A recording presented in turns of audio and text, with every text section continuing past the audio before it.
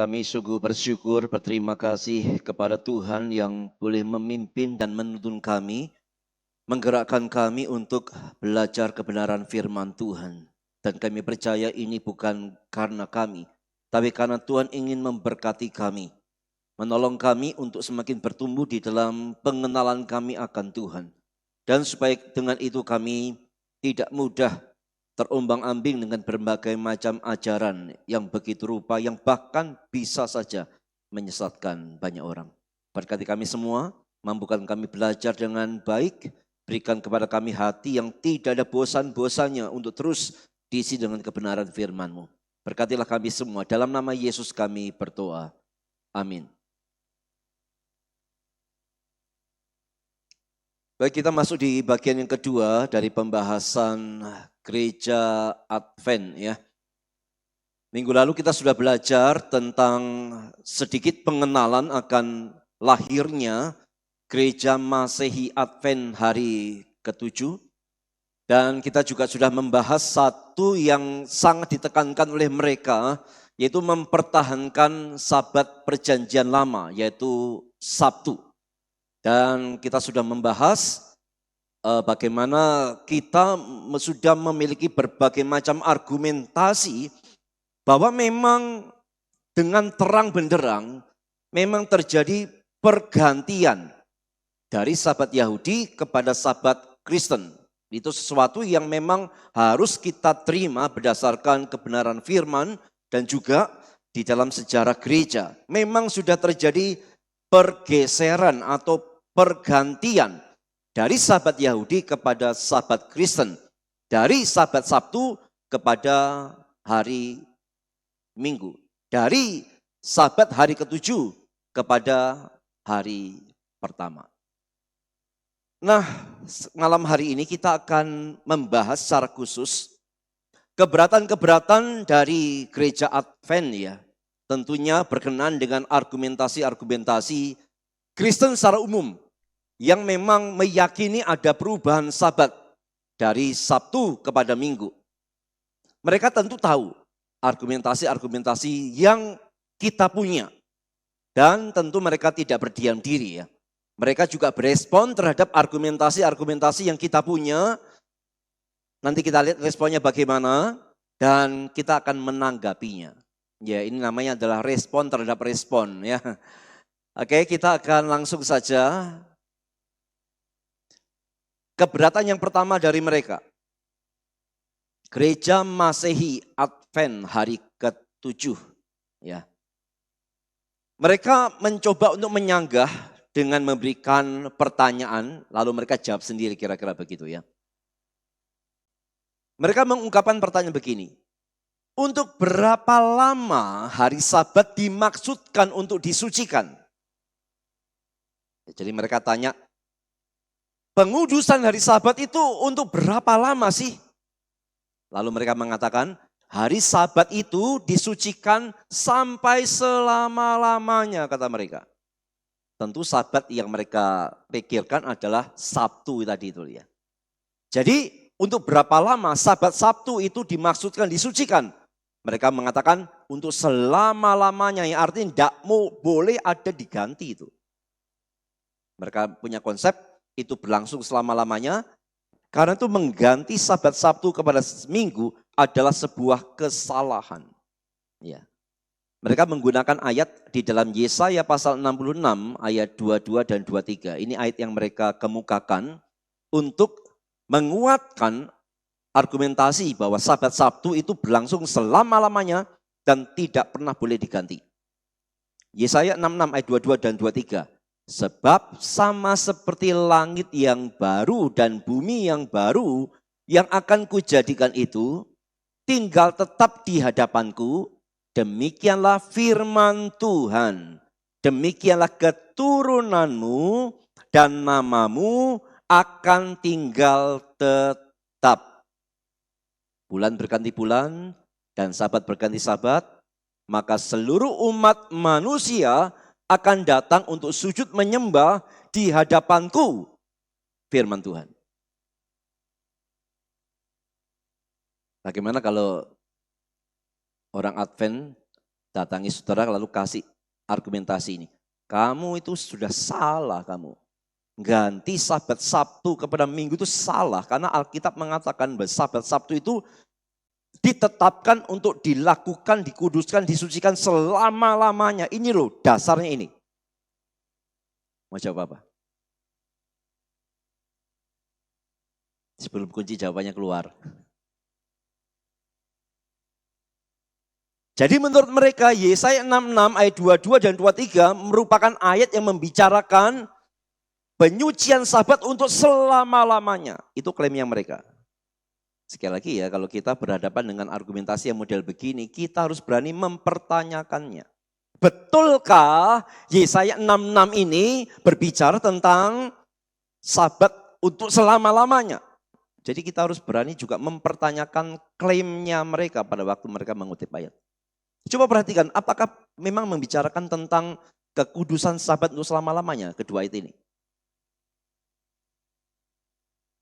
Kalau saya membacanya tidak ya. Tidak ya. Ayat yang sudah kita baca itu tidak bisa diartikan bahwa Sabat Sabtu akan disucikan selama-lamanya, enggak. Yang merupakan inti dari Yesaya 66 ayat 22 dan 23 ini apa sih? Ayat 22 itu sebenarnya sedang membicarakan apa? Membicarakan tentang umat pilihan yang tidak akan pernah terhilang. Itu saja sebenarnya. Lalu kemudian ada kata-kata bulan berganti bulan, sabat berganti sabat. Ini tidak membicarakan kekekalan sabat sebenarnya, tidak sama sekali. Tidak. Jadi ini membicarakan tentang bahwa umat yang Allah sudah pilih itu tidak akan terhilang. Bukan membicarakan kekekalan sabat seperti yang mereka lakukan. Oke lah, kita mengiyakan sajalah. Oke lah, ayat ini dipaksakan untuk membicarakan bahwa sabat itu berlangsung selama-lamanya. Tapi kan tidak jadi soal kalau sabat itu sudah berganti dari sabat Sabtu kepada sabat Minggu. Sabatnya selama-lamanya oke, kita terima. Tapi kita juga terima pergantiannya. Sabatnya tidak hilang kok, hanya sudah diganti dari sabat hari ke-7 kepada hari pertama. Dari Sabtu kepada Minggu. Jadi kita mau setuju bahwa Yesaya itu membicarakan kekekalan sabat atau tidak, kita bisa menjawab dari dua sisi. Yang pertama kita jawab, itu tidak membicarakan tentang kekekalan sabat. Oke, kamu paksa bicara kekekalan sabat, oke, kita ikuti caranya. Betul, sabatnya selama-lamanya oke.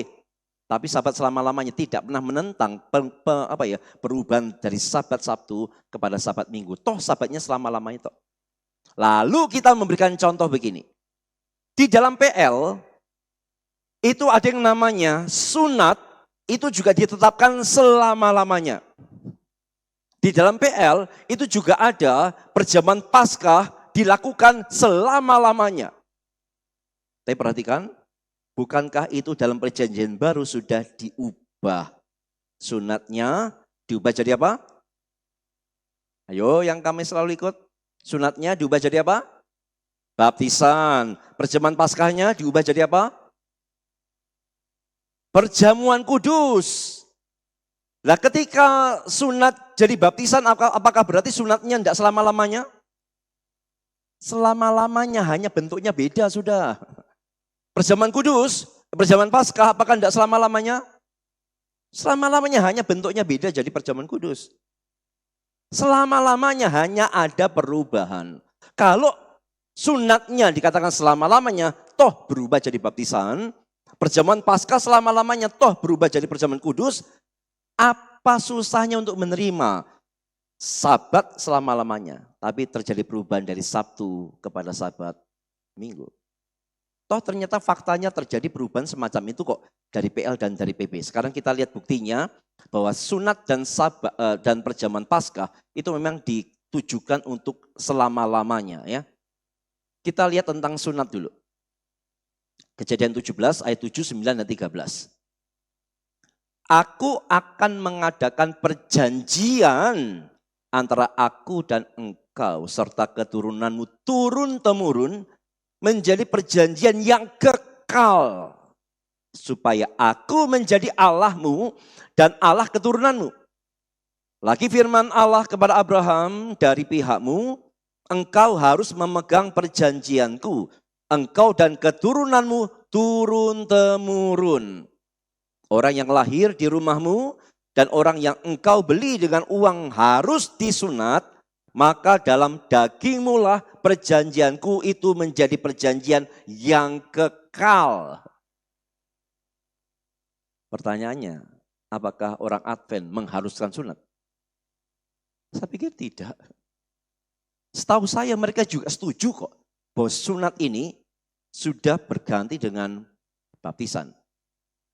Ayat ini di mana? Kolose 2 ayat 11 dan 12. Dalam Dia kamu telah disunat, bukan dengan sunat yang dilakukan oleh manusia, tetapi dengan sunat Kristus yang terdiri dari penanggalan akan tubuh yang berdosa.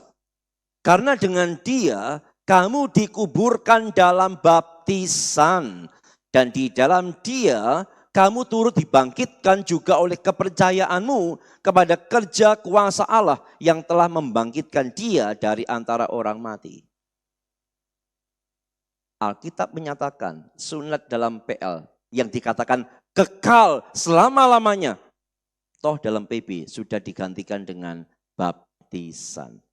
Apakah berarti kata-kata dalam PL sunat ini kekal selama-lamanya salah? Tidak. Tetap berlangsung, hanya berubah bentuknya dalam perjanjian baru menjadi baptisan. Demikian juga perjamuan Paskah. Kita lihat dalam Kejadian 12 ayat 14, 17 dan 24. Hari ini akan menjadi hari peringatan bagimu. Kamu harus merayakannya sebagai hari raya bagi Tuhan turun-temurun. Kamu harus merayakannya sebagai ketetapan untuk selamanya. Jadi kamu harus tetap merayakan hari raya makan roti yang tidak beragi. Sebab tepat pada hari ini juga aku membawa pasukanmu keluar dari tanah Mesir. Maka haruslah kamu rayakan hari ini turun-temurun. Turun-temurun ya. Itulah suatu ketetapan untuk selamanya. Kamu harus memegang ini sebagai ketetapan sampai selama-lamanya bagimu dan bagi anak-anakmu. Bukan Kejadian, Keluaran ya. Saya salah tulis ya. Itu Keluaran. Jadi kita lihat ya, perjamuan Paskah itu belum dikatakan kamu mesti lakukan untuk selama-lamanya. Toh dalam perjanjian baru itu sudah berubah menjadi perjamuan kudus yang dilakukan Yesus dalam Matius 26 ayat 26 dan 27. Dan ketika mereka sedang makan, Yesus mengambil roti, mengucap berkat, memecah-mecahkannya lalu memberikan kepada murid-muridnya dan berkata, ambillah, makanlah, inilah tubuhku. Sesudah itu ia mengambil cawan, mengucap syukur, lalu memberikannya kepada mereka dan berkata, minumlah kamu semua dari cawan ini. Sebab inilah darahku, darah perjanjian yang ditumpahkan bagi banyak orang untuk pengampunan dosa. Dan kemudian Yesus memerintahkan untuk dilakukan terus menerus. Jadi kita lihat ya, kalau mereka berargumentasi, sabatnya selama-lamanya. Oke lah, kok selama-lamanya boleh enggak berubah dari Sabtu ke Minggu? Toh Alkitab menyatakan itu. Toh sunatnya selama-lamanya berubah jadi baptisan. Toh juga perjamuan Paskahnya yang katakan selama-lamanya juga berubah jadi perjamuan kudus. Apa susahnya untuk menerima sebuah kebenaran bahwa sabatnya yang dikatakan selama-lamanya toh juga berganti dari sabat Sabtu kepada sabat Minggu.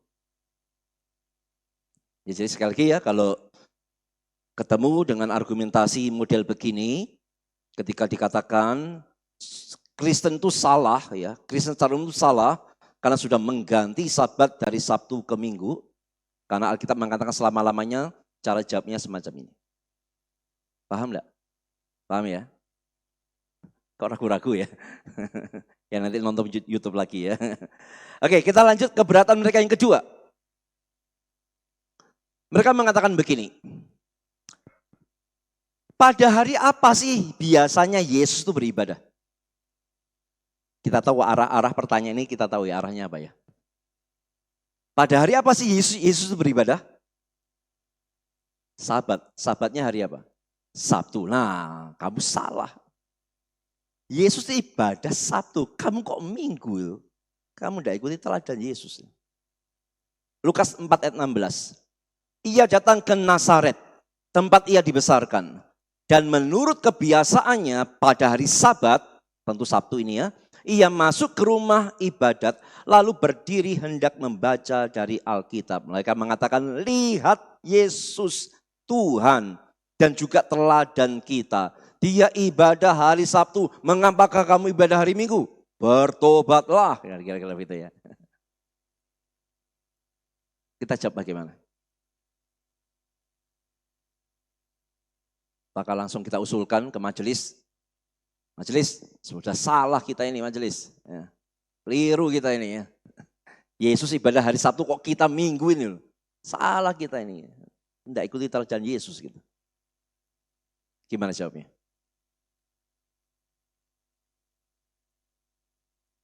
Kita mesti bertanya, kenapa Yesus ibadahnya hari Sabtu? Itu kenapa kira-kira?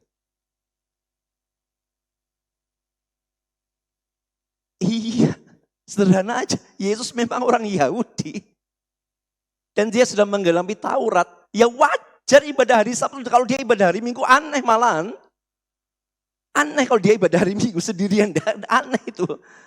Justru akan melanggar Taurat. Dia datang untuk menggenapi Taurat sehingga dia harus tunduk semua pada Taurat. Itu kan tujuan kedatangannya dia. Kita ini gagal terhadap Taurat, dia datang untuk menggantikan kita menggenapi semua Taurat itu. Ya, karena dia datang untuk menggenapi semua Taurat, maka dia memang harus ibadah hari Sabtu. Ya, tetapi bukan berarti kemudian kita juga beribadah hari Sabtu. Kenapa? Karena begini. Yesus hidup dan melayani pada zaman perjanjian lama. Ingat ya, Yesus itu hidup masih zaman perjanjian lama. Seringkali kita salah paham, seringkali kita pikir perjanjian lama berakhir di zaman Maliaki. Lalu perjanjian baru dimulai dari Matius pasal 1 ya. Tidak sebenarnya. Zaman waktu Yesus hidup masih terkategori perjanjian lama. Dan karena itu wajar kalau dia menggunakan Sabat sebagai hari Sabtu, hari beribadahnya. Namun secara teologis, batasan PL dan PB bukanlah antara Maliaki dan Matius, tetapi salib Yesus. Jadi ya, ini jadi pengetahuan yang penting. Jadi batas antara perjanjian lama dan perjanjian baru adalah di salib. Karena di salib itulah Yesus menggenapi begitu banyak perjanjian lama. Di salib itulah penggenapan Taurat dan PL itu terjadi. Sehingga zaman PB adalah zaman setelah salib. Zaman sebelum salib termasuk Yesus hidup itu masih terkategori zaman PL. Karena masih zaman PL maka wajar Yesusnya tetap menggunakan hari Sabat yaitu hari Sabtu sebagai hari ibadah. Jadi kalau orang Advent mengatakan kepada kita, lihat Yesus contohnya, ya kita mengatakan betul. Ya karena dia masih hidup pada zaman PL dan dia datang untuk menggenapinya. Tapi setelah itu ya kita baru akan berikan bukti-bukti yang kemarin. Loh lihat setelah kebangkitan apa yang terjadi. Hari pertama diteruskan kepada para rasul, diteruskan kepada gereja mula-mula. Dan tidak ada pernah yang menganulirnya. Ya. Kita lanjut keberatan mereka yang ketiga. Hari apa disucikan wanita-wanita itu sesudah penyaliban? Jadi ini berkenan dengan para wanita ya yang menyediakan rempah-rempah itu ya. Lukas 23 ayat 56. Dan setelah pulang mereka menyediakan rempah-rempah dan minyak mur. Dan pada hari Sabat mereka beristirahat menurut hukum Taurat. Lu perhatikan lu, wanita-wanita saleh ini. Lihat mereka tuh menguduskan hari Sabat. Ini jelas hari Sabtu kata mereka. Ya dengan tidak usah terlalu lama ya. Bagaimana kita menanggapi? Ya wajar wanita-wanita itu tetap menguduskan atau merayakan Sabat Sabtu karena mereka itu tidak tahu akan ada perubahan kepada Sabat Minggu. Sederhana aja. Wajar para wanita itu tetap merayakan, menguduskan hari Sabtu, Sabat itu. Ya, karena mereka belum mengalami, belum tahu akan ada perubahan Sabat. Ya. Berikutnya. Apa teladan Paulus? Hari apa yang dia sucikan atau dia pelihara untuk berbakti? Jadi menurut orang-orang Advent, Paulus itu juga beribadah hari Sabtu. Kisah Rasul 13 ayat 14. Dari Perga, mereka melakukan perjalanan mereka. Lalu tiba di Antioquia di Pisidia. Pada hari Sabat, mereka pergi ke rumah ibadat lalu duduk di situ. Nah, mereka ngomong, Paulus sendiri pun ibadah tetap Sabtu loh. Kata mereka. Kenapakah kamu menggantinya menjadi hari Minggu? Jawabnya gimana ini kalau mereka pakai ayat Kisah Rasul 13 ayat 14 ini?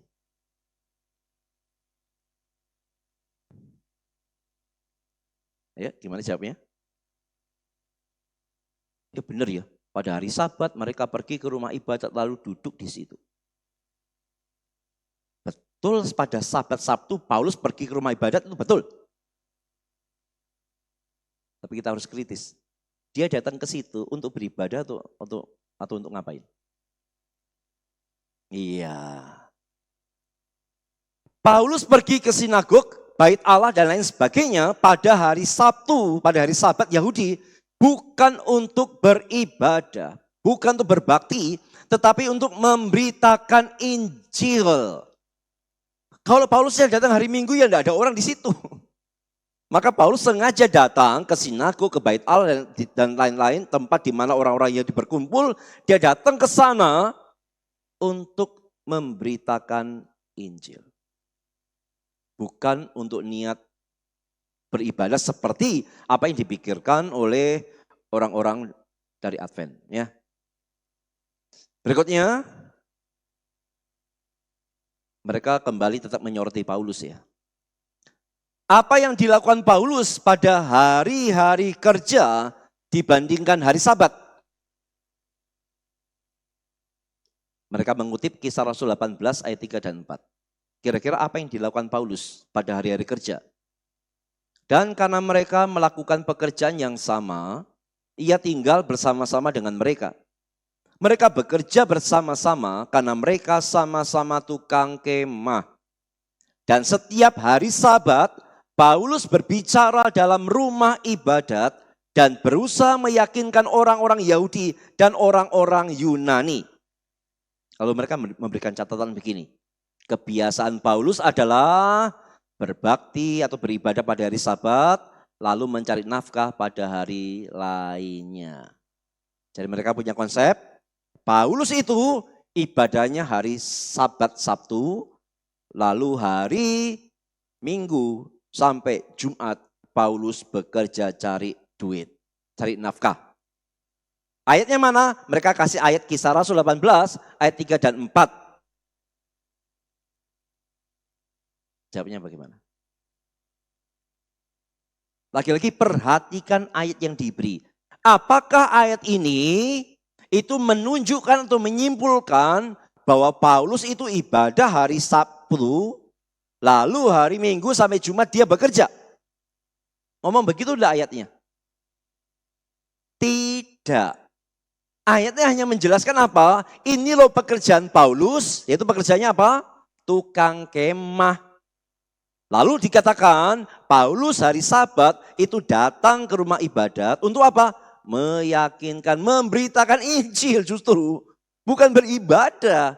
Justru ayat yang mereka berikan ini adalah ayat yang menguatkan bahwa kehadiran Paulus di rumah ibadah orang Yahudi bukan maksudnya untuk berbakti atau beribadah, tetapi untuk memberitakan Injil, meyakinkan baik orang-orang Yahudi maupun orang-orang Yunani tentang Kristus.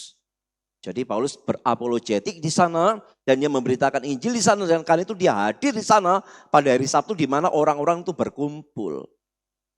Jadi justru ayat yang mereka berikan sama sekali tidak menyatakan bahwa Paulus itu ibadah hari Sabtu, Sabat, lalu hari lainnya kemudian dia bekerja. Tidak, ya, tidak seperti itu. Oke, kita lanjut. Keberatan yang lain.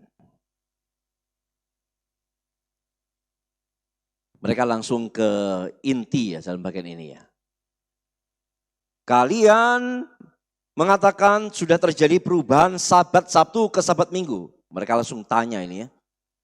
Apakah Kristus mengubah hari Sabat? Jadi mereka tuh berusaha mati-matian ya. Mempertahankan Sabat Sabtu itu ya. Lalu mereka bertanya, apakah Kristus itu mengubah hari Sabat? Lalu mereka memberikan ayat Matius 5, ayat 17 dan 18. Janganlah kamu menyangka bahwa aku datang untuk meniadakan hukum Taurat atau kitab para nabi. Aku datang bukan untuk meniadakannya, melainkan untuk menggenapinya. Karena aku berkata kepadamu, sesungguhnya selama belum lenyap langit dan bumi ini, satu iota atau satu titik pun tidak akan ditiadakan dari hukum Taurat sebelum semuanya terjadi. Berdasarkan ayat ini, mereka mengatakan Yesus tidak pernah mengubah hari Sabat. Jawabannya bagaimana? Kan mereka mengatakan toh, sebelum lenyap langit bumi, satu iota, satu titik pun tidak akan ditiadakan dari hukum Taurat. Yesus tidak pernah meniadakan Sabat. Kenapakah kamu menggantikannya menjadi hari Minggu, kira-kira begitu. Coba kita ikutin pola pikirnya ya. Berdasarkan ayat ini, mereka menyimpulkan Sabat Sabtu tidak mungkin berubah jadi Minggu karena Yesus tidak pernah kemudian mengubahnya. Berarti semua yang di dalam PL ya itu harus tetap berlangsung selama-lamanya. Karena Yesus datang tidak pernah untuk mengubahnya. Kan begitu. Nah pertanyaannya adalah kalau itu diikuti, apakah kita juga berarti harus disunat? Kalau mereka mengatakan Sabat Sabtunya tidak pernah diubah oleh Yesus, berdasarkan ayat ini, konsekuensinya semua orang Kristen harus sunat semua. Konsekuensinya kemudian semua orang Kristen harus merayakan Paskah Perjanjian Lama semua. Di hari tertentu dengan cara-cara mereka. Ternyata Advent pun tidak akan terima bagian itu. Tidak akan terima. Berarti semua praktek-praktek ibadah dari Perjanjian Lama harus dilakukan semuanya. Kan Yesusnya tidak mengubahnya kan. Justru ini sebuah kesalahan ya. Kesalahan. Yesus itu tidak memaksudkan seperti itu ketika dia mengungkapkan firman yang semacam itu ya. Meniadakan itu berbeda dengan mengganti. Sunat jelas digantikan baptisan. Perjamuan Paskah digantikan perjamuan kudus. Ini tidak bertentangan dengan Matius pasal 5 ayat 17 dan 18. Jadi penggantian Sabat Sabtu kepada Sabat Minggu juga tidak boleh dianggap bertentangan dengan Matius 5 ayat 17 dan 18. Yesus tidak pernah meniadakan, tapi dia menggenapi. Dan di dalam penggenapan itu terjadi penggantian itu. Dan memang itu fakta Alkitabnya begitu kok. Kalau tidak mau menerima fakta yang semacam ini, ya berarti semua yang ada di dalam PL mereka harus lakukan semuanya. Dan saya yakin mereka pun tidak akan setuju dengan itu. Disinilah akan terjadi ketidakkonsistenan ya. Kalau untuk sunat dan perjamuan Paskah mereka sudah tidak lakukan, mereka gantikan dengan baptisan dan perjamuan kudus. Kenapa mereka tetap ngotot di bagian yang Sabat Sabtu? Kalau yang kedua hal ini mereka setujui terjadi penggantian, mengapakah untuk Sabat Sabtu mereka begitu menolak untuk terjadi penggantian kepada Minggu? Ya. Jadi penggantian Sabat Sabtu kepada Minggu tidak pernah bertentangan dengan Matius pasal 5 ayat 17 dan 18. Kita lihat keberatan yang berikutnya. Cukup membosankan ya. Isinya cuma menanggapi keberatan mereka ya. Mereka mengatakan begini, dalam perjanjian baru, hari Minggu tidak pernah disebut sebagai hari Sabat. Hari pertama dalam minggu itu disebutkan 8 kali, tapi tidak pernah disebutkan sebagai hari Sabat. Wah, ini termasuk argumentasi yang sangat kritis juga ya. Mereka ingin mengatakan, hari pertama minggu yang kita anggap sebagai argumentasi yang kuat, di mana kita sekarang ibadah pada hari pertama minggu itu, mereka mengatakan itu tidak pernah disebut sebagai Sabat. Sabat ya Sabtu. Tidak pernah hari pertama minggu itu disebut sebagai Sabat. Bagaimana kita menjawabnya? Ini merupakan argument from silence, yaitu argumentasi dari kediaman. Karena hari pertama tidak pernah disebut sebagai Sabat, maka kamu salah kalau beribadah pada hari pertama. Jadi argumentasi dari ketiadaan data. Dan itu tidak bisa jadi argumentasi. Ya, tidak punya kekuatan argumentasi sama sekali. Kita masih tahu bahwa Alkitab itu ditulis selesainya itu di akhir abad pertama. Dan itu pun masih merupakan masa transisi dari perubahan Sabat Sabtu kepada Minggu. Perhatikan, sekalipun Minggu tidak pernah disebut sebagai Sabat. Tetapi kita sudah membahas pada Kamis yang lalu ya. Ada 2 ayat yang sangat jelas bahwa orang-orang beribadah pada hari pertama, hari Minggu. Dan setelah kebangkitan Yesus, dia menampakkan dirinya justru 2 kali berturut-turut pada hari Minggu.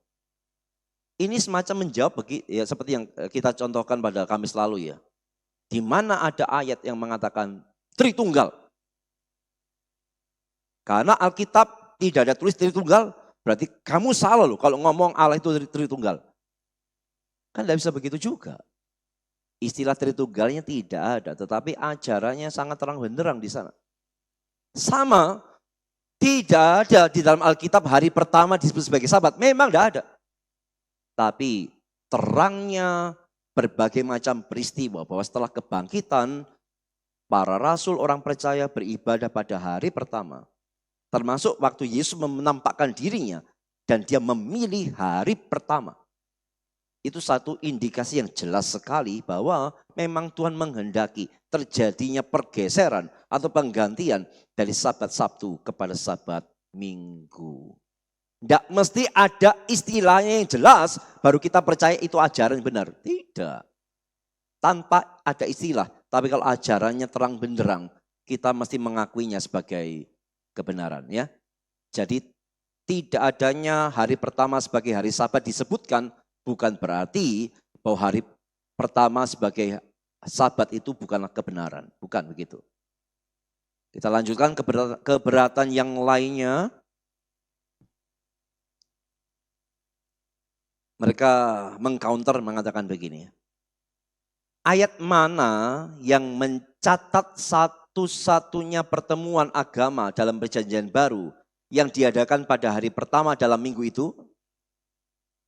Lalu mereka mengatakan bahwa ayat yang dianggap kuat untuk menekankan ibadah pada hari pertama itu adalah Kisah Rasul 20 ayat 7. Jadi mereka memang mengutip argumentasi kita ya.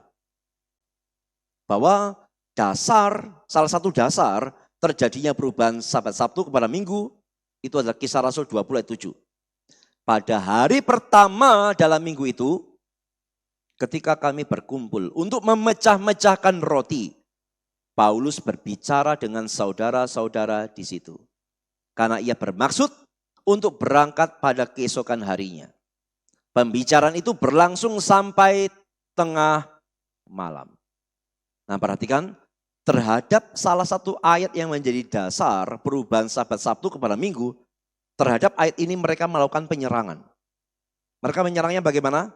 Mereka mengatakan begini, "Hei, orang Kristen yang beribadah hari Minggu, kamu mau ngomong Paulus itu ibadah pada hari pertama, itu salah." Mereka mengatakan begini, pertemuan itu bukan menggantikan ibadah Sabat atau dalam rangka beribadah merayakan kebangkitan Yesus. Tidak, kata mereka.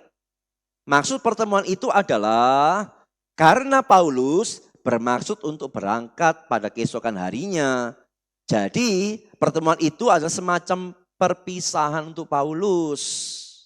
Wah, jadi mereka langsung mengambil dasar argumentasi kita, mereka mengolah, menganalisa, langsung memberikan serangan. Kita kan melihatnya ini sebagai ibadah. Hari pertama Paulus beribadah. Mereka menangkap itu, lalu mereka mengatakan, kamu salah kalau ngomong itu ibadah. Itu gak ibadah itu. Tapi satu pertemuan perpisahannya Paulus. Lihat tuh ayat yang mengatakan, karena Paulus bermaksud untuk berangkat pada keesokan harinya. Nah ya kan, itu bukan ibadah, itu perpisahan dengan Paulus. Gimana kalau dasar argumentasi kita diserang semacam ini? Kita sudah meyakini itu benar-benar ibadah. Mereka mengatakan itu bukan ibadah.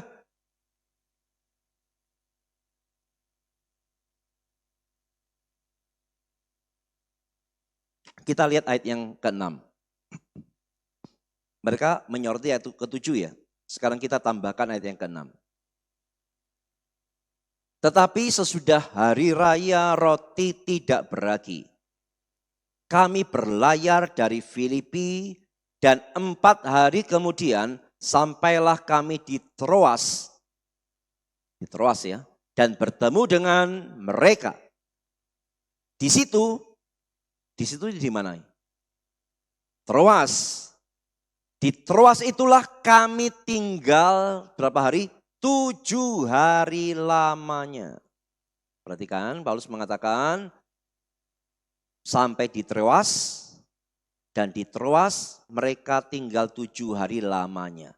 Langsung disambung pada hari pertama dalam minggu itu, yaitu hari Minggu, kami berkumpul memecahkan roti. Coba kita pahami ya, alur ceritanya ya.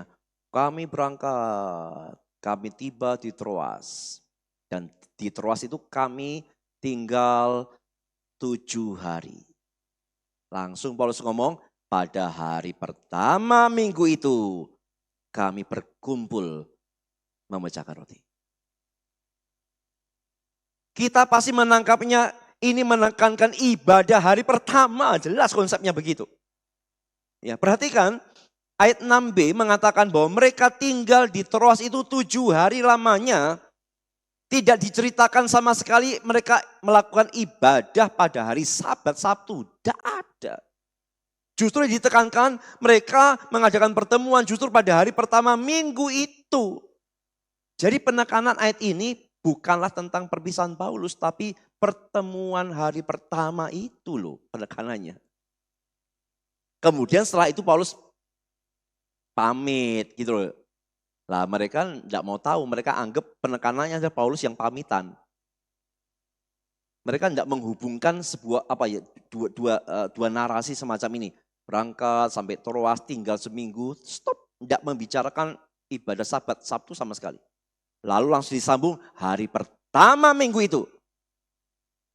Hari Minggu mereka berkumpul, kami berkumpul memecahkan roti. Harusnya dengan satu kesadaran yang sederhana saja kita bisa tangkap. Yang ditekankan adalah berkumpulnya mereka pada hari pertama minggu itu. Lalu setelah itu Paulus pamit.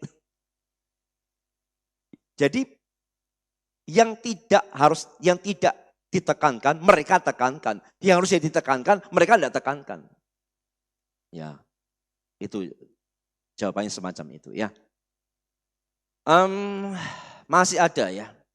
tentang Kisah Rasul 20 ayat 7 ini mereka benar-benar memberikan serangan yang luar biasa ya. Mereka tidak puas dengan itu, lalu mereka mengatakan apa? Mereka itu berkumpul di bait Allah setiap hari, namun untuk mengadakan perjamuan makan bersama mereka adakan di rumah-rumah.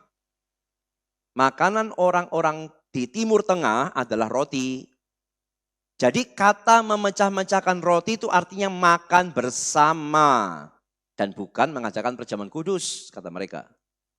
Coba baca teliti. Kisah Rasul 2 ayat 46. Dengan bertekun dan dengan sehati, mereka berkumpul tiap-tiap hari dalam bait Allah. Mereka memecah-mecahkan roti di rumah masing-masing secara bergilir dan makan bersama-sama dengan gembira dan tulus hati. Wah, mereka mencoba untuk membuat satu framing ya. Orang-orang Kristen mula-mula itu biasanya mereka kumpulnya di bait Allah. Tapi selain itu mereka ngadain perjamuan makan bersama di rumah. Jadi waktu mereka memecahkan roti di rumah itu bukan ibadah, itu perjamuan kasih. Kalau mereka ibadah itu di bait Allah. Maka di Kisah Rasul 20 ayat 7 itu bukan ibadah. Karena kalau mereka ibadah harus di bait Allah.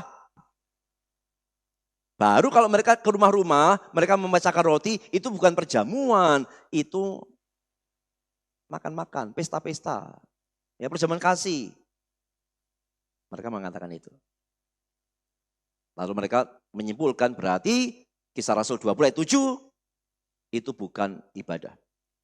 Itu adalah makan bersama di rumah. Memecah-mecahkan roti itu artinya makan bersama.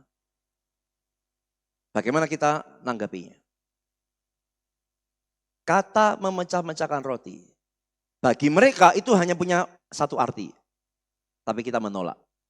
Kata memecah-mecahkan roti memang bisa berarti untuk makan biasa. Tapi juga bisa berarti perjamuan kudus.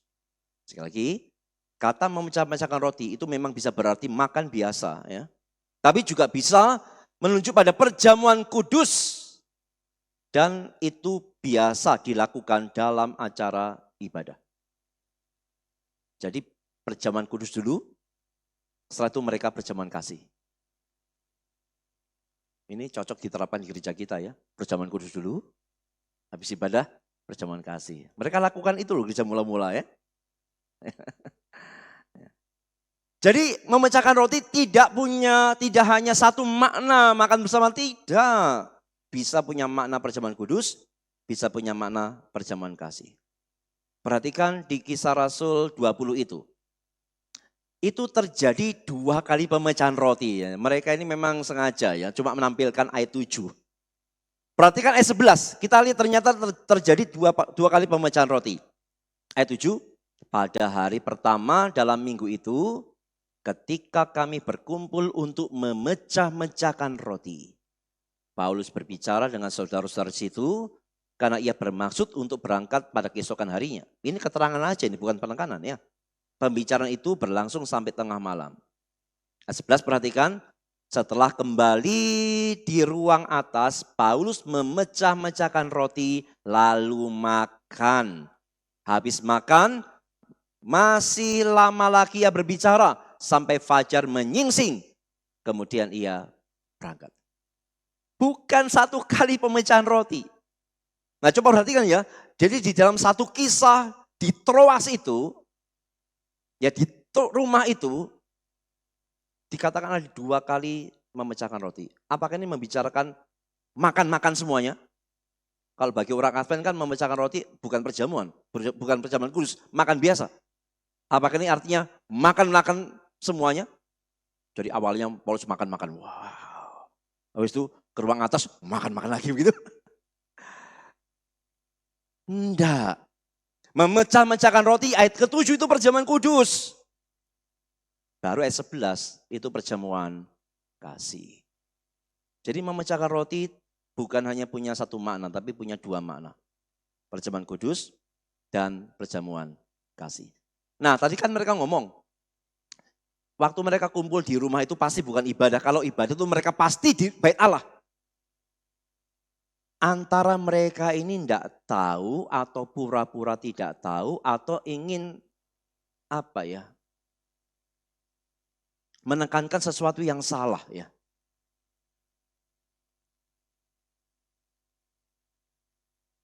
Mereka menggunakan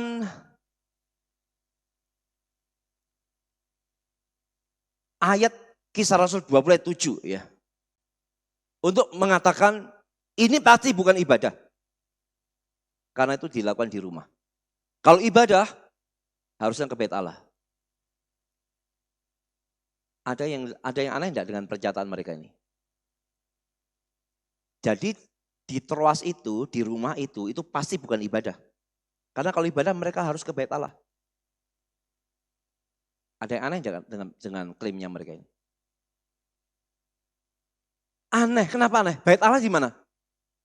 Yerusalem, mereka bukan sedang di Yerusalem. Mereka itu di Troas. Jadi waktu mereka ngomong harusnya kalau dicatat ibadah itu harusnya mereka ibadah di bait Allah, di Troas di mana bait Allah gak ada. Ya. Jadi itu tidak bisa ya dijadikan satu argumentasi ya karena sudah beda tempat ya. Beda tempat ya. Kalau di Yerusalem ya wajar mereka gunakan bait Allah sebagai tempat pertemuan, tapi tidak mungkin itu mereka lakukan di Troas. Nah sekarang mereka kan tadi soroti di Kisah Rasul 2 ayat 46 ya. Dari ayat 46 mereka akan ngomong, dengan bertekun dan dengan sehati mereka berkumpul tiap-tiap hari dalam bait Allah. Mereka memecahkan roti di rumah masing-masing secara bergilir dan makan bersama-sama dengan gembira. Lalu mereka ngomong, lihatlah yang di rumah itu bukan ibadah, makan-makan. Mereka lupa ada 42. Mereka bertekun dalam pengajaran rasul-rasul dan dalam persekutuan. Dan mereka selalu berkumpul untuk memecahkan roti dan berdoa. Jadi memecahkan roti ini sekali lagi ya, kalau mereka hanya memaknai satu makna bicara makan biasa itu salah. Karena memecahkan roti, termasuk ayat 42. Ini jelas membicarakan perjamuan kudus. Dan itu pasti ada dalam satu suasana ibadah. Kalau mereka selalu mengatakan kalau diadakan di rumah itu pasti bukan ibadah, itu lagi-lagi sebuah kesalahan besar. Kalau mereka mengatakan kalau ibadah itu harus di bait Allah, kalau di rumah-rumah tidak mungkin ibadah, itu sudah sangat salah sekali. Mengapa? Karena abad pertama orang Kristen belum punya gereja. Karena belum punya gereja, ibadahnya di mana? Ya di rumah. Jadi di rumah itu mereka ibadah perjamuan kudus sekaligus perjamuan kasih. Kalau mereka mengatakan pokoknya kalau pertemuan di rumah itu pasti bukan ibadah, itu salah besar. Karena di abad pertama orang Kristen masih belum punya gereja. Jadi mereka berkumpul ibadahnya di rumah-rumah. Ya. Dan memang orang Kristen pada abad pertama memang bertemunya itu bisa tiap hari ya. Baik untuk ibadah maupun untuk persekutuan biasa. Karena waktu itu mereka belum punya Alkitab kayak kita. Jadi kalau mereka mau belajar firman, mereka harus datang ke persekutuan itu, ke ibadah itu. Ya, jadi kesalahan fatal argumentasi mereka dalam hal ini adalah satu pemikiran yang keliru. Kalau ibadah itu di bait Allah, kalau di rumah-rumah itu pasti bukan ibadah. Itu tidak berlaku untuk orang Kristen abad mula-mula yang belum punya gereja. Mereka ibadah pasti di rumah, yang mereka lakukan ibadah dan persekutuan. Perjamuan kudus dan perjamuan kasih. Dan itu terjadi di rumah. Sehingga kembali ke Kisah Rasul 20 ayat 7, itu pasti bukan makan biasa, tapi itu ibadah. Hari pertama minggu itu Paulus beribadah di sana. Ya, jadi kita sudah patahkan waktu mereka menyerang Kisah Rasul 20 ayat 7 itu ya. Kita lanjut ke keberatan yang berikutnya. Masih tentang Kisah Rasul 20 ayat 7 ya. Jadi terhadap dasar ini mereka coba hantam dari berbagai sisi ya. Tadi mereka hantam dari sisi ini bukan ibadah tapi Paulus mau pamitan ya. Dihantam dari sisi ini tidak mungkin ibadah karena ini dilakukan di rumah ya. Sekarang mereka hantam dari sisi apa lagi? Mereka mengatakan begini. Pertemuan itu diadakan itu bukan hari Minggu. Tapi itu pasti hari Sabtu petang. Kenapa? Karena dinyalakan banyak lampu. Ayat 8. Melewati tengah malam sampai fajar menyingsing. Mereka mengatakan dalam Alkitab, satu hari itu dihitung dari matahari terbenam ke matahari terbenam. Pada hakikatnya, suatu pertemuan yang diadakan pada petang hari pertama dalam minggu itu adalah apa yang diketahui sebagai hari Sabtu malam. Lihat ya, mereka ngomong begini ya. Jadi hari pertama minggu itu pada malam mereka mengatakan itu bukan minggu, itu pasti Sabtu. Itu Sabtu malam. Apa buktinya? Lampu-lampu nyala. Pembicaraan sampai tengah malam. Lalu mereka memberikan argumentasi pergantian hari terjadi antara jam 6 sore. Jadi ketika dikatakan pada hari pertama minggu itu dan dikatakan itu terjadi malam, maka berdasarkan perhitungan waktu Yahudi itu bukan hari Minggunya tapi hari Sabtunya. Ini benar-benar senjata makan Tuhan, saudara. Mereka lupa ngitungnya. Justru adalah ketika hari Sabtu sudah melewati jam 6 sore, itu sudah hari pertama masalahnya. Paham enggak? Hari pertama menurut kita kan hari Minggu toh. Tapi menurut mereka hari pertama di Kisah Rasul 20 ayat 7 itu pasti hari Sabtu. Karena terjadi pada malam hari. Mereka menggunakan argumentasi pergantian jamnya jam 6 sore. Loh, kalau sudah hari Sabtunya lewati jam 6 sore, sudah malam, itu bukan Sabtu lagi menurut orang Yahudi. Itu sudah hari Minggu, hari pertama. Jadi benar-benar mereka termakan. Justru waktu mereka mengatakan, itu Sabtu malam, sudah tengah malam, dan mereka tetap ngomong itu hari Sabtu, itu salah besar. Karena mereka memakai dasar hitungan Yahudi, itu justru masuknya hari Minggu sudah. Begitu jam 6 lewat 1 detik, itu bukan lagi hari Sabat, sudah hari Minggu. Jadi kalau mereka mengatakan itu terjadi pada hari Sabtu, bubar semua. Dari wajah-wajahnya kelihatan memerlukan oksigen. Ya. Intinya begini loh, waktu mereka mengatakan itu bukan hari Minggu tapi hari Sabtu, mereka sudah salah sendiri dengan argumentasi mereka sendiri. Intinya begitu ya. Sekarang kita lihat Kisah Rasul 20 ayat 7, lalu mereka ngomong ayat 8 dan 11 tadi itu ya. Pada hari pertama dalam minggu itu, ketika kami berkumpul untuk memecah-mecahkan roti, Paulus berbicara dengan saudara-saudara di situ.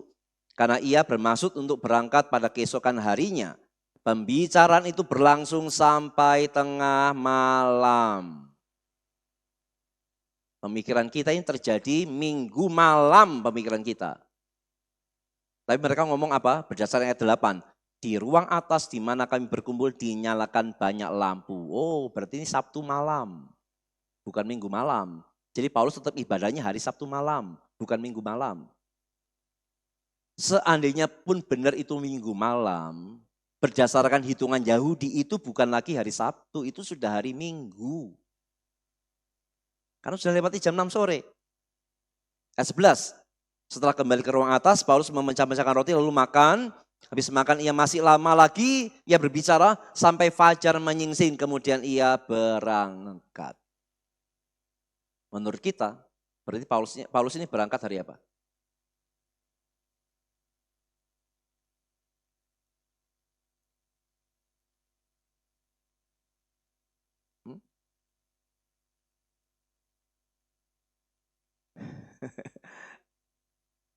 Saya menduga bahwa sebenarnya Lukas ini memakai hitungan Romawi, bukan Yahudi.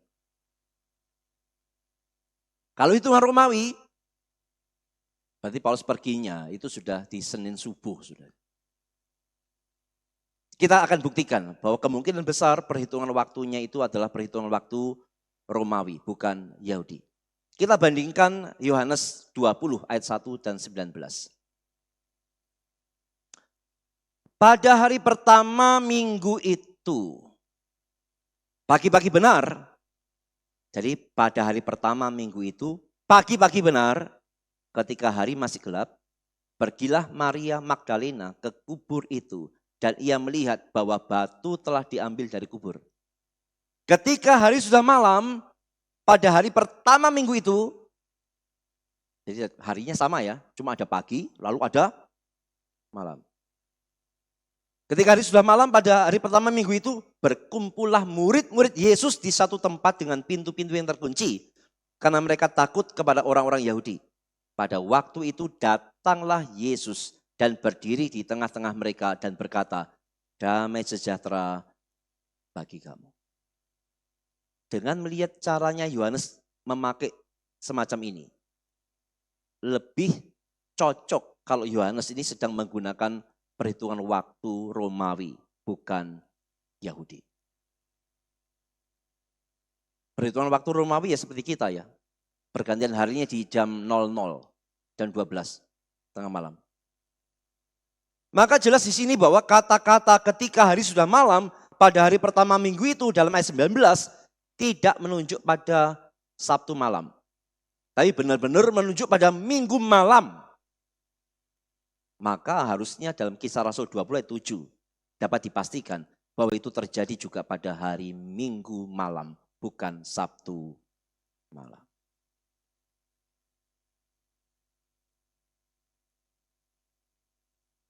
Ya. Dan seperti yang saya katakan tadi, okelah kita ikuti aja. Mereka ngomong, itu bukan Minggu malam, itu Sabtu malam. Kembali ke tadi. Mereka mengatakan itu Sabtu malam, kan berdasarkan hitungan Yahudi. Kembali lagi, kalau itu benar Sabtu malam, itu bukan lagi Sabtu, tapi sudah Minggu, berdasarkan hitungan Yahudi. Ya. Jadi mereka menyerang salah satu ayat andalan terjadinya penggantian Sabat, tapi kita lihat ya, meskipun serangannya dari berbagai sisi, tapi semua sudah kita selesaikan semuanya. Sekarang keberatan yang lain. Masih banyak saudara keberatannya memangnya, karena mereka sangat menekankan nih Sabat Sabtu ya. Adakah ayat di mana Paulus mengatakan pengumpulan dana harus diadakan pada hari Minggu? Ini lagi-lagi ayat yang kita pakai juga ya. Mereka tanya, mana ayatnya? Paulus itu mengadakan pengumpulan dana pada hari Minggu. Pada hari ibadah hari Minggu. Lalu mereka mengatakan ada satu ayat yang mengatakan demikian. Yaitu di 1 Korintus 16 ayat 1 dan 2. Tentang pengumpulan uang bagi orang-orang kudus. Hendaklah kamu berbuat sesuatu dengan petunjuk-petunjuk yang kuberikan kepada jemaat-jemaat di Galatia. Pada hari pertama dari tiap-tiap minggu. Berarti pada hari apa nih? Pada hari pertama dari tiap-tiap minggu berarti pada hari Minggu. Pada hari Minggu, hendaklah kamu masing-masing sesuai dengan apa yang kamu peroleh, menyisihkan sesuatu dan menyimpannya di rumah. Supaya jangan pengumpulan itu baru diadakan kalau aku datang. Lalu mereka mengatakan, orang-orang Kristen yang ibadah hari Minggu yang kamu ngomong Paulus itu suruh kumpul persembahan hari Minggu itu kamu salah.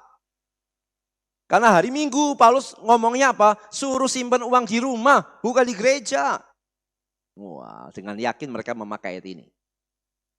Jadi kalau kamu ibadah hari Minggu dan memberikan kolektor di situ, kamu salah hari. Karena Paulus ngomong, tiap-tiap hari Minggu kamu simpan uang di rumah. Kenapa bisa begitu?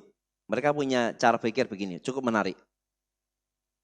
Mereka mengatakan, perhatikan, tidak ada disebutkan gereja atau pertemuan ketika Paulus memperingatkan orang-orang suci untuk menyimpan di rumah sejumlah uang sesuai dengan apa yang diperoleh dari Allah. Masing-masing menyimpan di rumah. Dan mereka harus menyimpannya hingga itu diperlukan. Jadi menurut mereka, Paulus tidak pernah suruh kumpul kolektor di gereja. Bagi mereka, berdasarkan ayat itu, Paulus nyuruhnya kumpul di rumah, ditabung. Ya, Paulus menganjurkan pemberian uang sistematis dengan menabung, bukan mendadak. Alasan Paulus mengumpulkan uang pada hari Minggu di rumah, karena pada hari Jumat petang orang akan menutup tokonya. Lalu bersedia siap-siap untuk hari Sabat. Kemudian pada hari Minggu pagi mereka baru memeriksa hasil jualan. Ayat ini tidak menyatakan kesucian hari Minggu. Paulus tidak menyebutkan suatu pemungutan yang tetap setiap minggu. Tetapi ini suatu pemberian khusus yang diadakan oleh gereja-gereja bukan Yahudi untuk orang-orang suci yang miskin di Yerusalem. Paulus membawa pemberian itu dengan utusan-utusan tertentu dari setiap kelompok yang akan mempersembahkan tanda kasih itu. Jadi dengan PD mereka memakai ayat 1 Korintus tadi itu ya, dan mengatakan orang-orang Kristen yang ibadah hari Minggu, yang memberikan kolektor setiap hari Minggu itu salah. Karena ayat itu yang Paulus maksudkan adalah tiap-tiap hari Minggu nyimpen uang di rumah, nabung uang di rumah. Baru nanti dikumpulkan kepada utusan-utusan untuk diberikan kepada orang-orang miskin di Yerusalem. Jadi penekanannya itu bukan terjadi untuk ibadah, tapi itu nabung di rumah. Mereka membaca ayatnya begitu. Bagaimana tanggapan kita? Simple. Karena pada waktu mereka mengatakan itu terjadi di rumah, ternyata dalam bahasa aslinya di rumah itu tidak ada. Di dalam bahasa aslinya kata di rumah itu tidak ada. Jadi LAI salah dalam hal ini. Dan membuat orang Advent senang sekali dengan ayat ini. Itu Paulus ngomong tiap-tiap minggu kumpulkan uang, simpan uang di rumah. Padahal dalam teks aslinya tidak ada kata di rumah, tidak ada. Jadi kalau tidak ada kata di rumah, kita bisa akan tangkap maksudnya Paulus itu apa? Ini pasti dalam pertemuan ibadah. Pada hari pertama, dari tiap-tiap minggu, berarti pada setiap hari Minggu, hendaklah kamu masing-masing sesuai dengan apa yang kamu peroleh, menyisihkan dan menyimpannya. Artinya memberikannya di pertemuan hari Minggu itu. Supaya jangan pengumpulan itu baru diadakan kalau aku datang. Jadi pada tiap-tiap hari Minggu waktu mereka berkumpul, Paulus minta, ayo berikanlah persembahan pada setiap hari Minggu. Dan itu tidak ada kata di rumah. Salah satu terjemahan bahasa Inggris NIV itu juga mengungkapkan yang sama. Tidak ada persembahan di rumah. Tidak ada. Karena memang kata di rumah itu tidak ada dalam teks aslinya. Ya, jadi begitu rupa dari orang Advent sangat senang dengan 1 Korintus 16 ayat 2, tapi ternyata kata di rumah itu tidak ada. Sehingga ini menunjuk bukan menabung di rumah, tetapi benar-benar memberikannya di dalam sebuah ibadah. Keberatan yang lain.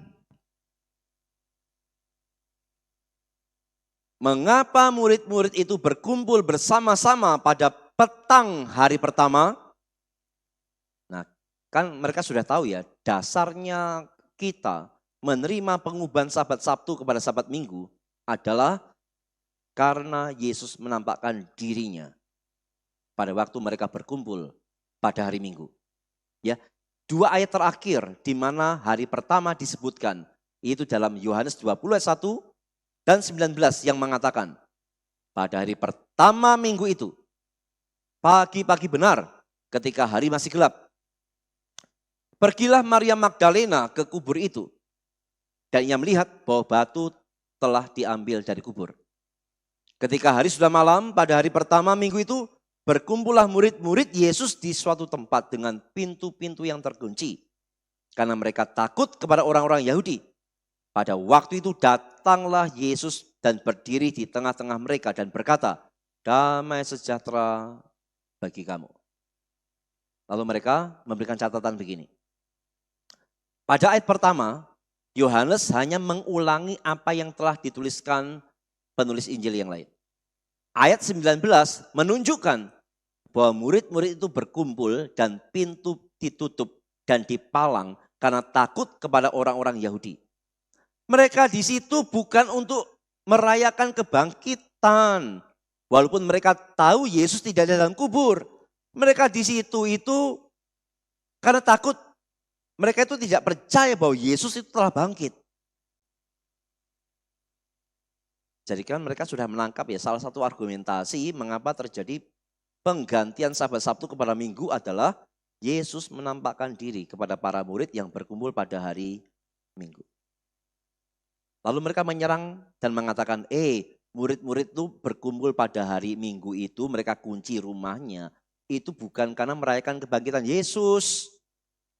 Mereka itu tidak percaya Yesus bangkit.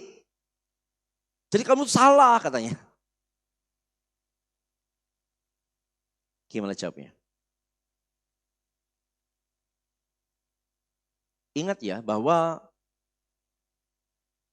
ada dua bagian penting yang menjadi salah dua dari penggantian Sabat itu. Yang pertama adalah ibadah para rasul dan orang Kristen mula-mula hari pertama. Yang kedua, Yesus menampakkan diri kepada murid-murid pada hari Minggu. Kelihatannya mereka ini salah nangkap begini, saudara. Mereka salah nangkapnya adalah mereka pikir pada waktu kita mengatakan, Yesus itu menampakkan diri kepada murid-murid pada hari Minggu. Mereka mikirnya adalah bahwa Yesus menampakkan dirinya kepada murid-murid yang sedang beribadah hari Minggu. Loh, kapan kita pernah ngomong bahwa Yesus itu menampakkan diri kepada murid-murid yang berkumpul beribadah hari Minggu? Kita tidak pernah memasukkan itu. Kita tidak pernah memasukkan bahwa murid-murid berkumpul mengunci pintu untuk ibadah. Kita tidak pernah memasukkan itu. Tapi mereka memaksudkannya demikian, lalu menyerang dan mengatakan murid-murid itu kumpulnya tidak untuk ibadah loh. Bukan untuk merayakan kebangkitan Yesus loh. Ya memang betul. Mereka berkumpul bukan untuk ibadah. Mereka berkumpul bukan untuk merayakan kebangkitan Yesus. Waktu itu mereka belum percaya kebangkitan Yesus. Betul.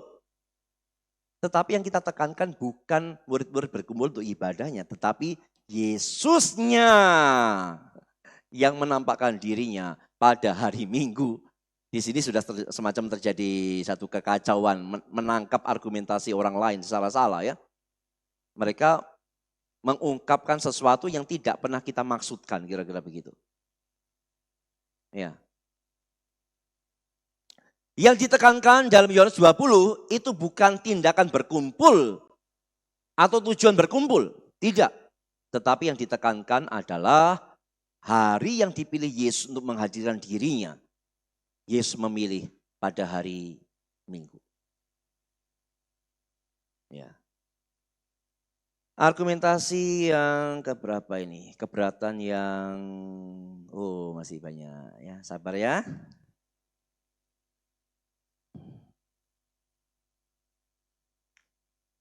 Saking mereka ingin mempertahankan Sabat Sabtu, mereka habis-habisannya mencoba memikirkan ya keberatan-keberatan penggantian Sabat Sabtu itu ya.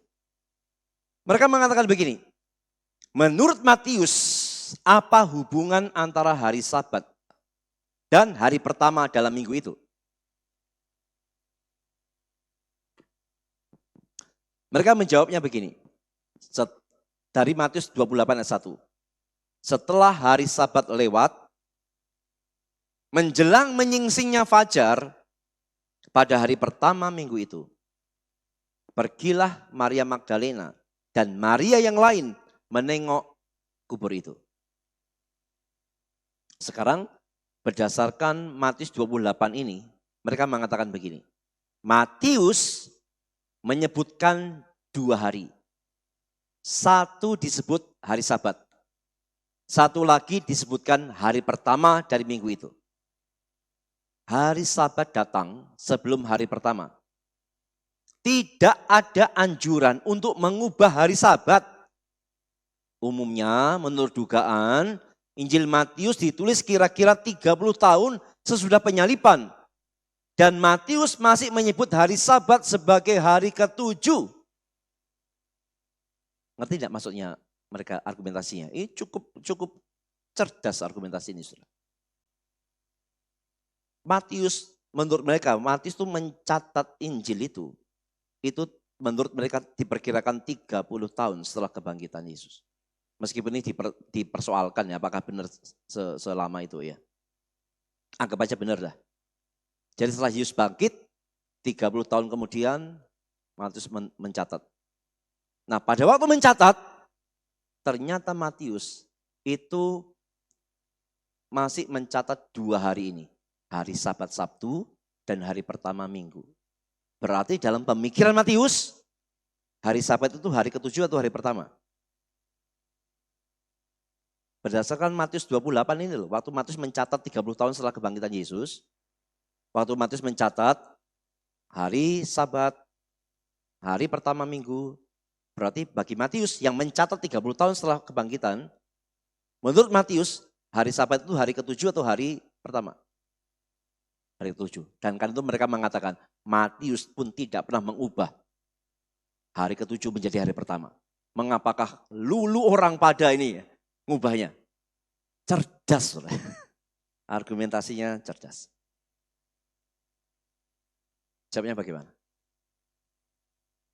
Matius loh yang mencatat setelah kebangkitan Yesus tidak pernah mengubah Sabat hari ke-7 menjadi hari pertama. Mengapakah kita mengatakan terjadi perubahan?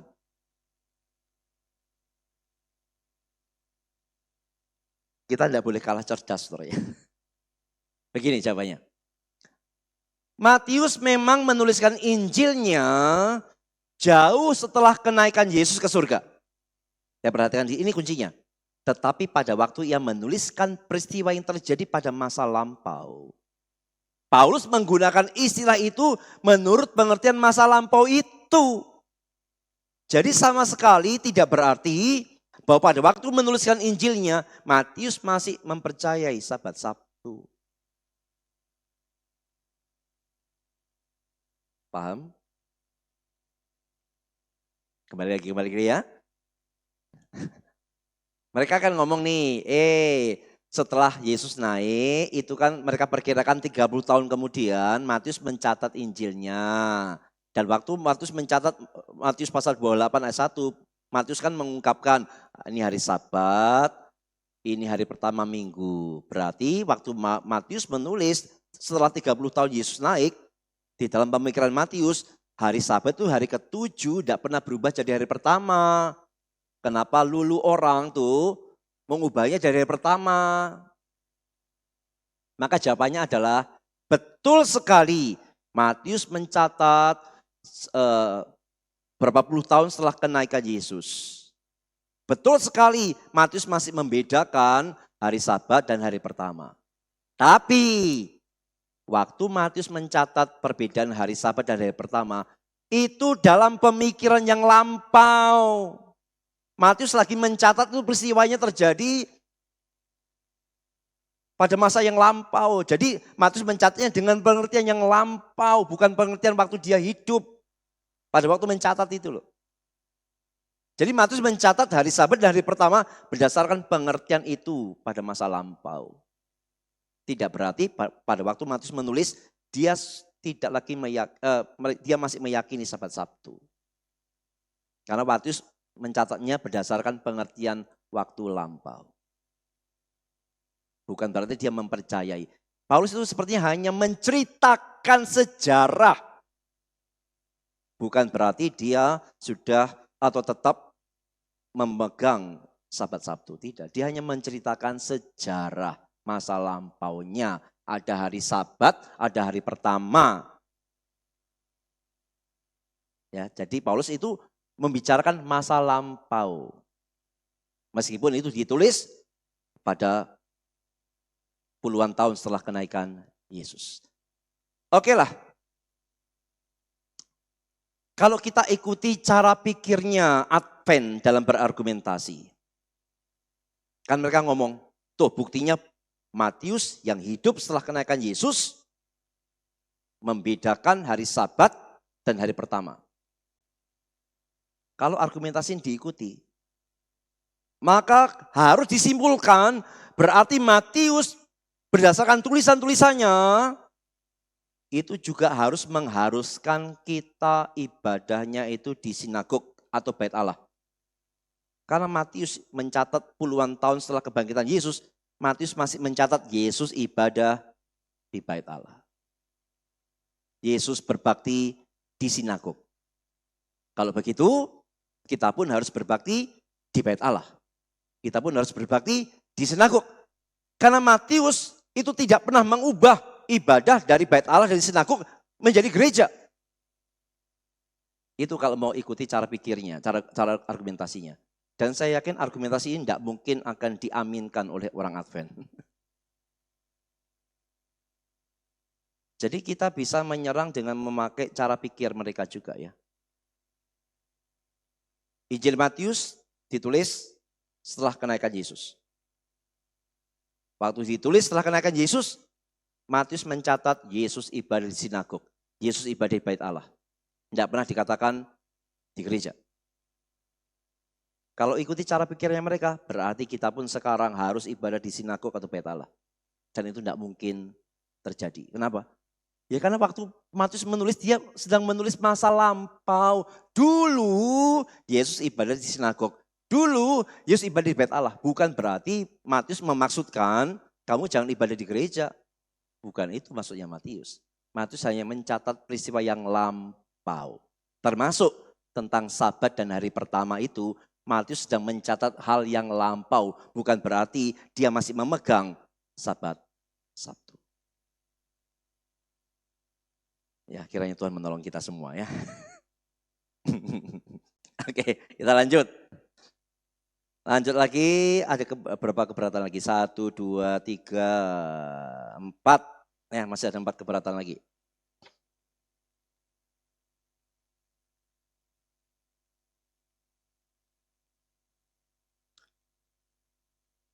Apakah Kristus mengharapkan hari Sabat akan dihapuskan? Ya. Apakah Yesus mengharapkan hari Sabat akan dihapuskan? Mereka mengatakan apa? Yesus mengakui hari Sabat itu akan ada lama setelah kenaikannya. Pada waktu pengepungan Yerusalem tahun 70 Masehi, karena ia mengatakan kepada murid-muridnya, berdoalah supaya waktu kamu melarikan diri itu jangan jatuh pada musim dingin dan jangan pada hari Sabat. Perhatikan ya, kan ada ayatnya loh. Ingat ayat ini enggak? Yesus pernah ngomong sama murid-muridnya, ya. Berdoalah supaya waktu itu kamu melarikan diri itu jangan jatuh pada musim dingin dan jangan jatuh pada hari Sabat. Itu ada ayatnya dan itu adalah ayat yang membicarakan tentang pengepungan Yerusalem pada tahun 70. Yesus sudah menubuatkan akan terjadi pengepungan Yerusalem. Dan itu terjadi memang tahun 70. Lalu sebelum itu terjadi, Yesus ngomong kepada para muridnya apa? Kalau hal itu terjadi, kamu berdoa supaya jangan sampai waktu kamu melarikan diri itu terjadi pada hari Sabat. Apa yang dipikirkan orang Advent? Yesus sendiri memandang tahun 70 adalah tetap di mana Sabat itu disucikan. Sabat Sabtu disucikan, karena itu dia ngomong sama muridnya, kamu doa supaya waktu kamu melarikan diri jangan sampai itu terjadi pada hari Sabat. Karena hari itu menurut mereka kamu harus beribadah. Ini cara pikirnya mereka loh ya. Ini cara pikirnya mereka. Jadi waktu Yesus ngomong kepada mereka, kamu doa supaya waktu kamu lari, jangan jatuh pada hari Sabat. Yang di pikiran mereka apa? Supaya hari Sabat itu kamu ibadah. Jadi kalau kamu lari di luar hari Sabat bisa. Nah pertanyaannya adalah apakah itu yang dimaksudkan Yesus? Kalau terjadi penganiayaan, doalah supaya waktu kamu lari jangan terjadi pada hari Sabat. Apakah maksudnya Yesus supaya penganiayaan itu tidak terjadi pada hari Sabat supaya mereka bisa ibadah hari Sabat? Tidak. Konteksnya tidak tentang ibadah hari Sabat. Lalu kenapa Yesus mengatakan mereka, meminta mereka supaya berdoa, supaya waktu mereka lari jangan jatuh pada hari Sabat. Ini hal teknis, bukan hal ibadah. Hal teknisnya apa? Bisa bayangkan kalau mereka melarikan diri pada hari Sabat, hari Sabtu, orang Yahudi, Sabatnya Yahudi, mereka akan mendapatkan banyak kesulitan dalam pelarian. Kenapa? Karena orang-orang Yahudi yang non-Kristen itu pasti akan tetap merayakan Sabat Sabtu. Dan akan menimbulkan banyak kesukaran. Kenapa? Karena tidak akan ada jual beli. Dan pada hari Sabat pintu-pintu gerbang ditutup. Jadi kalau aniaya itu terjadi, pengepungan terjadi pada hari Sabat, orang-orang Kristen akan kesukaran. Tidak bisa dapat makanan, tidak bisa lari keluar gerbang. Nah, semua ditutup. Jadi intinya adalah para murid disuruh berdoa supaya jangan terjadi pada hari Sabat. Bukan karena pada hari itu mereka harus ibadah pada hari Sabat, bukan. Tapi karena orang-orang Yahudi yang non-Kristen itu merayakan Sabat pada hari itu. Dan mereka akan kesukaran. Ini hanya masalah teknis yang Yesus pikirkan. Waktu Yesus ngomong, doalah supaya waktu kamu lari, jangan itu terjadi pada hari Sabat. Supaya apa? Supaya kamu larinya bebas. Gitu aja sebenarnya. Karena kalau terjadi semacam pada hari Sabat, orang Yahudi itu ketat sekali. Dan mereka akan mendapatkan banyak kesukaran untuk hal itu. Jadi ketika orang Advent mengatakan bahwa ini menunjukkan bahwa Yesus masih mengakui Sabat hari ke-7, termasuk setelah kenaikannya, itu salah. Bukan itu maksudnya Yesus. Kita lanjutkan lagi. Apakah Allah mengetahui bahwa suatu kekuasaan akan timbul yang akan menuntut hak untuk mengubah hukumnya? Jika demikian, bagaimana dia memberitahukannya? Maksudnya begini loh. Apakah perubahan Sabat Sabtu kepada Sabat Minggu ini sudah dinubuatkan atau enggak nih? Apakah mengubah hukum Tuhan ini sudah dinubuatkan atau enggak ini? Kita lihat ayat yang mereka pakai apa? Daniel 7 ayat 25. Ia akan mengucapkan perkataan yang menentang yang maha tinggi. Dan akan menganiaya orang-orang kudus milik yang maha tinggi. Ia berusaha untuk mengubah waktu dan hukum. Dan mereka akan diserahkan ke dalam tangannya selama 1 masa dan 2 masa dan setengah masa. Perhatikan saudara, mereka luar biasa ya. Mereka menganggap kita yang beribadah hari Minggu adalah menggenapi Daniel 7 ayat 25. Wih, ngeri. Kita dianggap orang-orang yang sudah mengubah hukum Tuhan. Mereka katakan ini sudah dinubuatkan oleh Daniel. Jadi semua orang Kristen ibadah hari Minggu, mereka sudah mengubah hukum Tuhan. Mereka sudah dinubuatkan dalam Daniel 7 ayat 25. Wow. Coba sekarang perhatikan. Nubuat Daniel dalam Daniel 7:25 ini cocok enggak diterapkan kepada orang-orang Kristen yang mempercayai perubahan Sabat Sabtu kepada Sabat Minggu? Cocok enggak kira-kira? Cocok? Coba baca ayatnya ya. Ia akan mengucapkan perkataan yang menentang yang maha tinggi. Apakah kita orang-orang Kristen yang ibadah hari Minggu menentang Tuhan kita? Tidak. Akan menganiaya orang-orang kudus milik yang maha tinggi. Apakah kita orang-orang Kristen yang beribadah hari Minggu menganiaya orang-orang Advent yang beribadah hari Sabtu? Tidak. Ia berusaha mengubah waktu dan hukum. Ya, kita difitnah mengubah hukum. Tapi ayat ini sebenarnya tidak membicarakan Sabat sama sekali. Dan perhatikan, mereka akan diserahkan ke dalam tangannya selama 1 masa, 2 masa, dan setengah masa. Cocokkah ini diperuntukkan bagi orang-orang Kristen yang mempercayai terjadi perubahan Sabat Sabtu kepada Minggu? Tidak cocok sama sekali. Tapi mereka sudah menuduh kita dengan sangat sadis ya. kita dianggap sebagai penggenapan Daniel 7 ayat 25. Padahal sebenarnya Daniel 7 ayat 25 ini membicarakan siapa?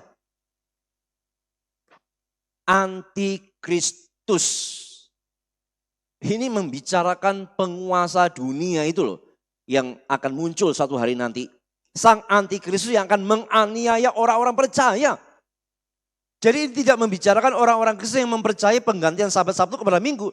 Tapi Daniel 7:25 itu menunjuk pada antikristus.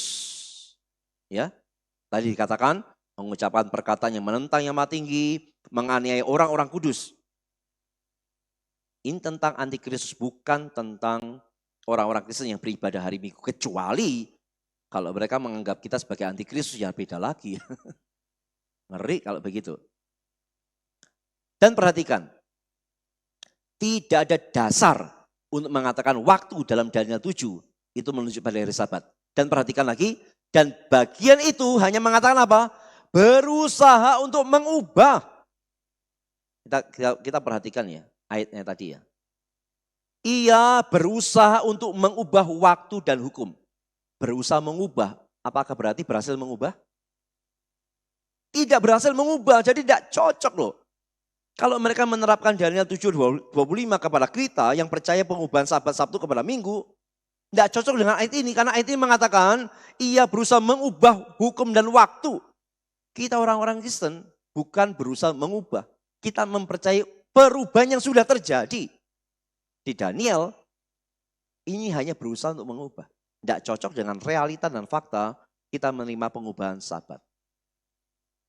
Jadi terlalu memaksakan diri menggunakan Daniel 7:25 yang mau dari sisi apapun ya. Kita lihat yang lainnya lagi. Nah, sekarang mereka menyoroti tentang bagaimanakah terjadi pergantian Sabat dari Sabtu ke Minggu. Apa yang mereka pikirkan tentang pergantian ini?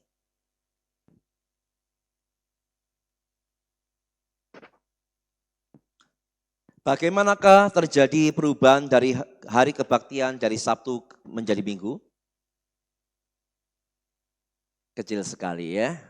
Minta maaf, saya bacakan saja ya. Mereka mengatakan begini, menurut mereka terjadinya perubahan ibadah dari hari Sabtu ke Minggu, mereka mengatakan begini. Salah satu ciri yang paling nyata dari orang Yahudi adalah pemeliharaan hari Sabat. Karena pemeliharaan hari Sabat adalah juga bagian dari gereja Kristen, maka beberapa penguasa Romawi menganggap kekristenan sebagai satu sekte Yahudi. Karena dihubungkan dengan sekte Yahudi inilah, maka banyak orang Kristen dianiaya di zaman permulaan sejarah gereja ini. Dan penganiayaan ini telah menuntun beberapa bishop gereja untuk mencari jalan keluar agar tidak menghubungkan kekristenan mula-mula dengan agama Yahudi. Maka secara berangsur-angsur hari ibadah berpindah dari hari Minggu ke hari Minggu demi membedakan diri dengan bangsa Yahudi dan menghindari penganiayaan Roma. Coba mereka dalam tanda kutip memfitnah ya, bahwa ibadah hari Minggu itu terjadi untuk menghindari penganiayaan ketika orang Romawi menganiaya orang yang beribadah pada hari Sabtu. Karena mereka ngomongnya orang Yahudi ibadah hari Sabtu, orang Kristen juga ibadah hari Sabtu awalnya. Cuma karena terjadi penganiayaan kepada orang Yahudi yang ibadah hari Sabtu, kemudian gereja mengubahnya hari Minggu supaya apa? Supaya tidak dianiaya. Maksud untuk menghindari aniaya dengan mengubah hari coba. Emangnya orang Romawi itu peduli hari kah? Ya enggak lah, begitu ada orang kumpul beribadah pasti diserang hari apapun. Jadi kalau mereka mengatakan bahwa terjadi perubahan dari Sabtu ke Minggu untuk menghindari aniaya ini gimana ya? Orang Romawi itu tidak peduli hari kok ya. Lalu mengapa hari Minggu yang dipilih sebagai pengganti hari Sabtu? Kata mereka, orang-orang kafir dalam kerajaan Roma adalah penyembah matahari yang mengkeramatkan hari Minggu. Makan hari Minggu dalam bahasa Inggris apa? Sunday. Kalau di KFC itu harganya berapa itu Sunday? Nah, ya, para kaisar Roma Roma pun menyatakan diri mereka sebagai dewa matahari. Memeteraikan lambang matahari di atas mata uang mereka dan membangun serta menuntut penyembahan dari rakyat. Beberapa ahli teologi percaya bahwa gereja melihat suatu keuntungan dalam berkompromi dengan agama kafir. Dengan mengambil beberapa kebiasaan kafir, maka orang-orang kafir akan bertobat dan menjadi orang Kristen lebih cepat dan lebih merasa senang. Juga akan menguntungkan kerajaan Roma karena menyatukan rakyatnya agar menjadi satu agama yang besar. Ini tidak tahu nih ngarangnya luar biasa ya. Jadi mereka ngomong awalnya ibadah Kristen Sabtu kayak orang Yahudi. Karena Romawi karena terjadi penganiayaan kepada orang Yahudi ibadah hari Sabtu. Maka untuk menghindari penganiayaan ibadahnya dirubah bukan hari Sabtu. Lalu diubah hari apa? Hari Minggu. Kenapa hari Minggu? Karena dulu katanya di sana banyak penyembah dewa matahari yang menyembahnya hari Minggu. Jadi ini klop. Hari Minggu aja ibadah supaya apa? Juga supaya ada kepentingan politik. Supaya terjadi penyatuan antara yang kafir dan yang Kristen. Jadi satu kelompok yang besar. Tidak tahu nih halusinasi dari mana ya pemikiran semacam ini ya. Kita lanjutkan lagi. Mulai dari kompromi, selanjutnya ke arah mana? Pemeliharaan atau penyucian hari Minggu semakin diteguhkan di abad-abad selanjutnya. Undang-undang sipil yang pertama mengenai hari Minggu diberlakukan oleh Kaisar Konstantin di Roma pada tanggal 7 Maret 321. Langkah berikutnya adalah menjadikan pemeliharaan hari Minggu lengkap sebagai bagian agama Kristen. Diambil oleh gereja Roma dalam konsili Laodikia. Konsili itu membuat undang-undang agama pertama mengenai memelihara hari Minggu. Pada tahun 325, Sylvester, Bishop Roma, secara resmi mengubah sebutan hari pertama dengan menyebutnya hari Tuhan. Satu kata aja, ngarang.